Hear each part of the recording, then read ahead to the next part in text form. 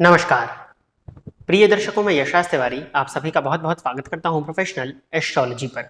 आज मैं आप सभी के सम्मुख उपस्थित हुआ हूं दी एस्ट्रोलॉजी शो के एपिसोड नंबर 18 को लेकर। दी एस्ट्रोलॉजी शो में मैं आप सभी दर्शकों के द्वारा पूछे गए प्रश्नों के जवाब देता हूं। वो प्रश्न ज्योतिष से संबंधित हो सकते हैं, हमारी ऑकल्ट साइंस की फील्ड से रिलेटेड हो सकते हैं, आप अपनी जन्म कुंडली की प्लैनेटरी पोजीशन से संबंधित कुछ भी प्रश्न करना चाहते हैं तो वो आप कर सकते हैं। साथ ही साथ किसी भी तरह के ज्योतिषीय उपाय से संबंधित आपकी कोई क्वेरी है या किसी भी समस्या का आप ज्योतिषीय उपाय चाहते हैं या कोई भी प्रश्न आपके मन में जो हमारी ज्योतिष पूजा पाठ की फील्ड से संबंधित है वो आप इस कार्यक्रम में पूछ सकते हैं। क्या करना होगा आपको अपने प्रश्न को पूछने के लिए, इसी वीडियो के कमेंट सेक्शन में जाकर के अपने नाम के साथ में स्पेसिफिक प्रश्न दे दीजिए। जैसे ही द एस्ट्रोलॉजी शो का नेक्स्ट एपिसोड आता है, आप सभी दर्शकों के प्रश्नों के जवाब को लेकर के मैं अगले एपिसोड में आप सभी के सम्मुख उपस्थित हो जाऊंगा। अब हम बिना विलंब किए अपने आज के इस कार्यक्रम की शुरुआत करते हैं। उसके भी पहले अगर आप इस कार्यक्रम को देखते हैं और अगर आपको ये कार्यक्रम पसंद आता है तो आप इस वीडियो को लाइक करिए। साथ ही साथ इस चैनल पर आने वाले अन्य प्रोग्राम्स अगर आपको पसंद आते हैं तो आप इस चैनल को सब्सक्राइब करिए, ताकि इन फ्यूचर जो भी कंटेंट मेरे द्वारा इस चैनल पर अपलोड किया जाता है उसका नोटिफिकेशन आपको मिलता रहे। आज के इस कार्यक्रम का जो पहला प्रश्न है ये गौरंग शर्मा जी ने पूछा है। इन्होंने लिखा है, प्रणाम, गुरुदेव स्थान हानि करते हैं, उच्च के गुरु होने पर भी, अति विशिष्ट कारक होने के बावजूद भी क्या वो स्थान हानि करते हैं? देव गुरु बृहस्पति से संबंधित आपने पूछा है, स्थान हानि करते हैं, उच्च के गुरु होने पर भी, अति विशिष्ट कारक होने के बावजूद भी क्या वो स्थान हानि करते हैं? देखिए, गुरु अति विशिष्ट कारक होते हैं पंचम भाव और नवम भाव में। अब उच्च के कब होंगे? जब पंचम भाव में आपकी कर्क राशि आएगी या नवम भाव में आपकी कर्क राशि आएगी। तो पंचम भाव में कर्क राशि आएगी तो जन्म कुंडली मीन लग्न की हो जाएगी। तो मीन लग्न की कुंडली में लग्नेश होकर के पंचम भाव में बैठेंगे। और अगर नवम भाव में कर्क राशि कब आएगी? जब वृश्चिक लग्न की कुंडली होगी। तो यहाँ ये धनेश और पंचमेश होकर के नवम भाव में उच्च के होंगे। तो देखिए, अगर मीन लग्न की जन्म कुंडली है तो वहां तो वो सूत्र लागू हो जाएगा कि लग्नेश जिस भाव में बैठते हैं उस भाव की वृद्धि करते हैं। तो ये पंचम भाव की वृद्धि तो करेंगे और अति विशिष्ट कारक है तो ये बली है, इनकी दृष्टि लग्न पर जा रही है तो लग्न को भी ये बल देने का काम करेंगे। परंतु परेशानी क्या है? मान लीजिए कि मीन लग्न की जन्म कुंडली के पंचम भाव में गुरु हैं और इन पर दो पापक ग्रह या दो विच्छेदात्मक ग्रह जैसे कि शनि या राहु, इनकी दृष्टि अगर पड़ जाए तो इनकी दृष्टि पड़ने से पंचम भाव और पंचम के कारक इन दोनों पर जब दृष्टि पड़ जाएगी गुरु की, और अगर कहीं चंद्रमा भी कुंडली में कमजोर हुए तब यहाँ पर परेशानी देखने में मिल जाएगी और ये संतान से संबंधित परेशानी देंगे। क्योंकि पंचम भाव में बैठा हुआ गुरु भी जब पापक ग्रह की दृष्टि से दृष्ट होगा तो वो भाव और उस भाव का कारक गुरु पापक ग्रह की दृष्टि, विच्छेदात्मक ग्रह की दृष्टि से दृष्ट होने के चलते उनके प्रभाव में कमी आएगी। इस वजह से भावनाश की बात कही जा सकती है। परंतु अगर पंचम भाव में गुरु अति विशिष्ट कारक होकर के बैठे हैं और किसी भी पापक ग्रह की दृष्टि से दृष्ट नहीं है, तब यहाँ पर भावनाश वाली कोई बात नहीं आएगी और इस भाव में बैठे हुए ग्रह का श्रेष्ठ लाभ आपको देखने में मिलेगा। सेम यही स्थिति अगर आप वृश्चिक लग्न के हैं तो इसको नवम भाव में अप्लाई करके देख सकते हैं कि धनेश का नवम भाव में जाना ये महाधनी योग होता है। पंचमपति का नवम भाव में उच्च का होना ये ज्ञान के दृष्टिकोण से बहुत बढ़िया। गुरु की दृष्टि आपके लग्न पर होगी तो आपके अंदर ये विवेक को, सन्मार्ग की चाहत को जागृत रखेंगे, बुद्धि को जागृत रखेंगे, बुद्धिमत्ता को बढ़ाने वाले होंगे, ज्ञान को जागृत रखेंगे, अंतर ज्ञान आपके अंदर ये देने वाले होंगे। तो नवम का गुरु तो बहुत ही अच्छा होता है।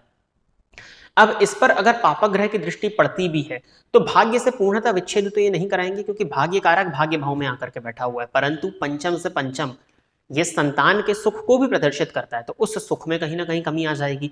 पिता के सुखों में कमी आपको देखने में मिल जाएगी। पिता के स्वास्थ्य में हो सकता है कुछ परेशानी आपको देखने में मिले, लेकिन स्थान हानि वाली बात यहाँ नहीं। अगर विच्छेदात्मक ग्रहों की दृष्टि है तो वहां संतान से सुख, पिता के सुख में कुछ हद तक कमी देखने में आ सकती है। परंतु अगर पापक ग्रह की दृष्टि नहीं है तो पंचम और नवम भाव में बैठे हुए गुरु किसी भी प्रकार की स्थान हानि नहीं करेंगे, अति विशिष्ट कारक होंगे और ये बहुत ही ज्यादा श्रेष्ठ माना जाएगा। अगला प्रश्न ऋषभ जी का है।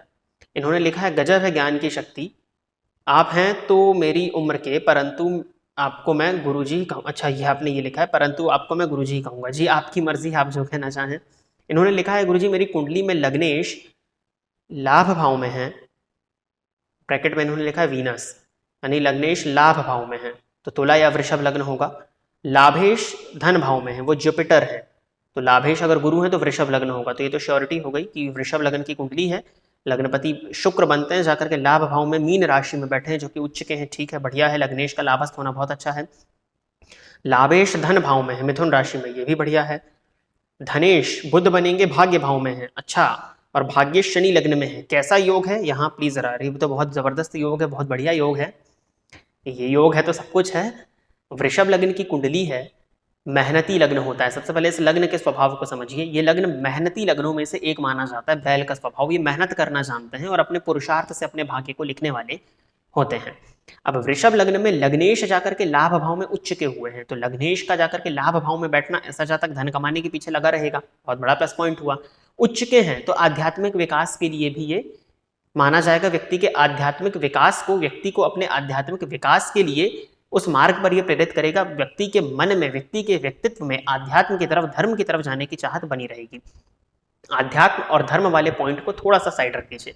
लग्नेश उसको हम बाद में लेकर के आएंगे। लग्नेश लाभ में बैठे हुए हैं, तो लग्नेश का लाभ में होना, व्यक्ति के अंदर धन कमाने की चाहत रहेगी, व्यक्ति धन कमाएगा।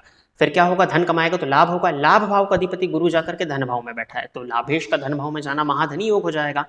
अब अगर ये गुरु किसी पापक ग्रह की दृष्टि से दृष्ट हो जाते हैं, अगर ये गुरु पापक ग्रह की दृष्टि से दृष्ट हो जाते हैं, तब धन संचयन में परेशानी आएगी महाधनी योग होने के बावजूद, परंतु लाभ तो फिर भी बहुत मजबूत रहने वाला है। अब धन भाव का स्वामी भाग्य भाव में बैठा है, तो धनेश का भाग्य भाव में जाना महाधनी योग होता है। ऐसे व्यक्ति के पास में धन होता है और कुटुंब से संबंधित धन भी, पैतृक संपत्ति के रूप में भी धन इनके पास में होता है। वो लें या ना लें, ये जन्म कुंडली की अन्य स्थिति पर निर्भर करता है, परंतु धनेश का भाग्य भाव में जाना भी महाधनी योग, लाभेश का धन भाव में जाना भी महाधनी योग। तो इन तीनों ही चीजों से ये बात समझ में आती है कि आर्थिक स्थिति तो आपकी अच्छी रहने वाली है इस जन्म कुंडली की ग्रह स्थिति के आधार पर।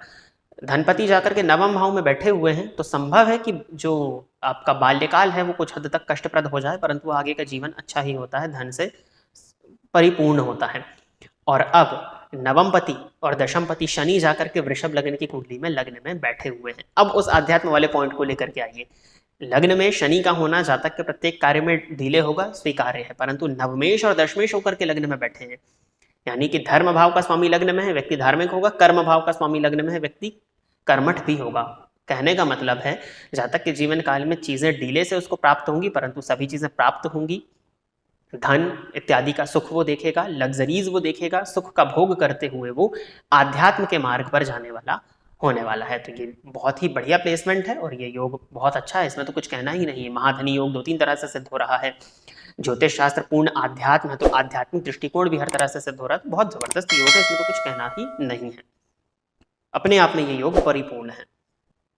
और अगला प्रश्न जो है ये पार्थासारथी लोध जी का है। इन्होंने कहा है, सर नमस्ते, अगर मेष लग्न में वीनस 12th हाउस में मीन राशि में है और नवमांश चार्ट में तुला राशि में 12th हाउस में है, तो क्या ये प्लेसमेंट अच्छा रिजल्ट करेगा? जी बिल्कुल। शुक्र जो है आपका वो भावोत्तमी है, जन्मांग और नवमांश दोनों में 12वें भाव में बैठा है, जहाँ पे ये अति विशिष्ट कारक होते हैं। साथ ही साथ मेष लग्न की कुंडली में 12वें भाव में मीन राशि आती है, तो यहाँ पे शुक्र उच्च के हैं। और नवमांश आपका कन्या लग्न का बन रहा है, तो वहाँ तुला, वृश्चिक लग्न का बन रहा है, तो वहाँ तुला राशि में 12वें भाव में है, तो वहाँ पर ईश्वर राशि के होते, तो शुक्र आपका कुल मिलाकर के बली है। तो ओवरऑल ये रिजल्ट बहुत अच्छा देगा, व्यक्ति को अति सौभाग्यशाली बना देता है। तो जातक के जीवन काल में सुख सुविधाएं बनी रहती हैं, व्यक्ति अति भोगी हो जाता है। इस प्लेसमेंट में भी एक बात का आप जरूर ध्यान रखिएगा, क्योंकि तुला राशि में 12वें भाव में नवमांश कुंडली में आपका शुक्र जाकर के बैठा हुआ है, और कुंडली कौन सी है? वृश्चिक लग्न की नवमांश में बन रही, तो सप्तमाधिपति जाकर के 12वें भाव में बैठे हुए हैं। सेम स्थिति जन्मांक में है, मेष लग्न में सप्तमाधिपति जाकर के 12वें भाव में उच्च के हुए हैं। तो अगर शादी नहीं हुई है तो कुंडली मिला के विवाह करें, और शादी हो गई है तो दाम्पत्य जीवन में सामंजस्य बैठाने की कोशिश करिए। वैसे दाम्पत्य का सुख तो ये शुक्र देंगे, साथ ही साथ भोग की अधिकता ही रोग का कारण बनती है, तो भोग जो है वो आप लिमिट में करें, अपने विवेक से अगर आप भोग करेंगे तो आपके लिए ज्यादा अच्छा होगा। तो प्रिय दर्शकों, इतने ही प्रश्न आप सभी ने किए थे, और इतने ही प्रश्नों के जवाब को लेकर के द एस्ट्रोलॉजी शो के एपिसोड नंबर 18 में मैं आप सभी के सम्मुख उपस्थित हुआ था। आशा करता हूं कि जितने भी लोगों के सवाल के जवाब मैंने दिए वो सभी संतुष्ट होंगे। यदि आपको ये कार्यक्रम पसंद आता है तो आप इस वीडियो को लाइक करिए, साथ ही साथ इस चैनल को सब्सक्राइब करिए, ताकि इन फ्यूचर जो भी कंटेंट इस चैनल पर अपलोड होता है उसका नोटिफिकेशन आपको मिलता रहे। यदि आप भी अपने इसी तरह के प्रश्न मुझसे पूछना चाहते हैं तो इसी वीडियो के कमेंट सेक्शन में जाकर के अपने नाम के साथ में अपने प्रश्न को लिख दीजिए। जैसे ही द एस्ट्रोलॉजी शो का नेक्स्ट एपिसोड आता है, आप सभी दर्शकों के प्रश्नों के जवाब को लेकर के द एस्ट्रोलॉजी शो के एपिसोड नंबर 19 में मैं उपस्थित हो जाऊंगा। आज के लिए बस इतना ही रखते हैं। नमस्कार।